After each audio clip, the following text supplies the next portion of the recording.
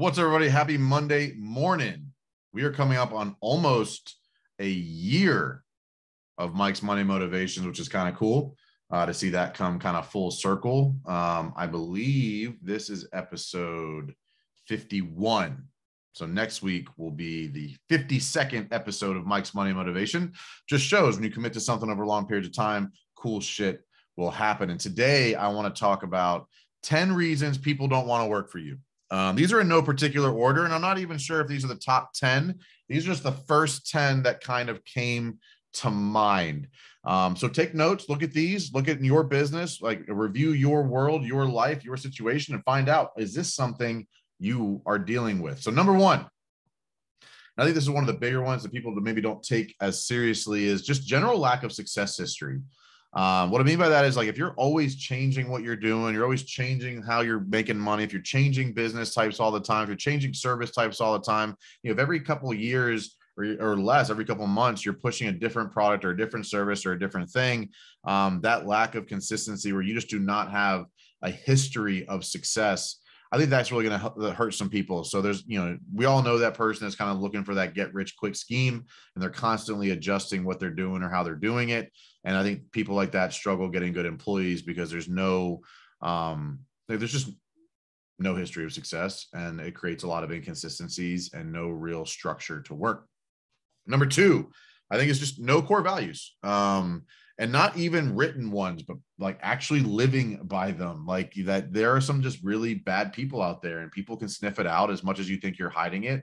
But when you do things and say things to intentionally hurt people, when you do things to get one over, when you're trying to, you're not operating in a win-win-win scenario where, like, so there's always somebody losing in every deal you bring to the table, every approach that you make. Just no core values makes it very difficult for somebody to trust to work for you. Number three is a poor understanding of your mission. Finding really great people, they want to get on a mission that they believe in and understand and believe they can bring value to. So if you do not have a good understanding or a very clear mission that you're on, it's going to be hard to get people to want to work for you. It just absolutely is, and it always will, because like some of the best employees out there really want to be a part of a mission they clearly understand, and they clearly understand how they play a role in that mission. So get some clarity on that if you don't yet. Number four is just general lack of awareness. Like, people just don't know who you are. If you're not, social media is not for me, well, then you're just not paying attention. So just general lack of awareness. Like, if the only time people know about you is when you're making a post to hire somebody on Indeed or some shit, like, you're not going to get the right employees, because people want to know who they're going to work for. People want to know about you. So if your website's out of date and your social media presence is irrelevant, like, lack of awareness is definitely going to be a problem. Number five, I think, is emotional leadership. What I mean by that is, like, if you're hot and cold, some days you're great, some days you're pissed off, some days you're sad, some days you're happy, and every day you approach it from a different emotional perspective, you're going to have a really hard time getting people to want to work for you, because the people like consistency.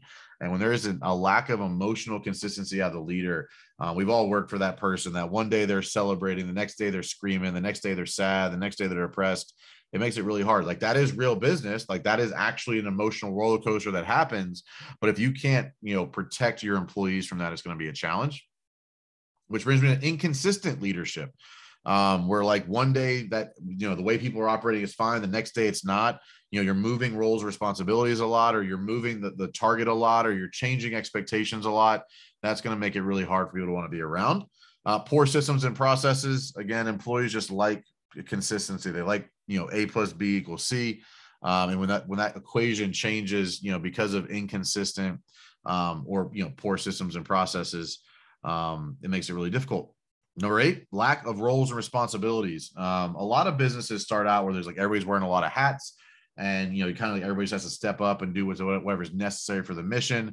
That is not a long-term strategy. If you do not have clear roles and responsibilities, it doesn't matter how much money you're making or how much money you're paying. People will not be fulfilled in their job because they don't really know what their job is. They don't really know what their role is. They don't really know what their responsibilities are. And it'll make it really difficult for them to want to continue to show up when every day they show up, that they have a different environment that they're working in or that they're working on. Number nine is no clear path for progress and advancement. people want to know that they can grow with you. They want to know they can grow responsibilities. They want to know they can grow income. They want to know they can grow opportunities. They want to know they're going to become a better person. They're going to have more opportunity to advance within their life or career by working with you. So if there's no clear path for progress and advancement, I would highly suggest building that out. Just what does it take to grow here? What does it take to get promoted here? What does it take to make more money here? Whatever it might be in your world, building that clear path.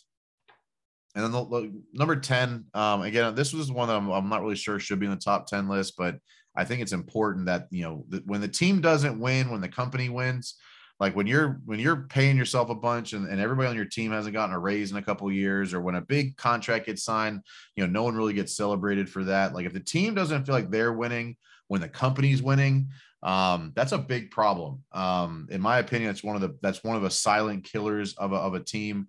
When everybody's working really hard, they accomplish the mission and no one feels like they won.